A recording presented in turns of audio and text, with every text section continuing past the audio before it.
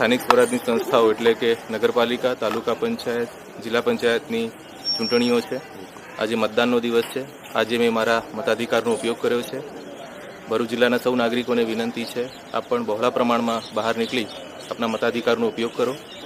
નિર્ભીક અને નિષ્પક્ષ રીતે મતદાન કરો. આપ પોતે તો મતદાન કરો જ, પરંતુ સાથે સાથે આપના પડોશી, આપના મિત્રો, આપના પરિવારજનો એમને પણ મતદાન કરવા માટે પ્રેરિત કરો.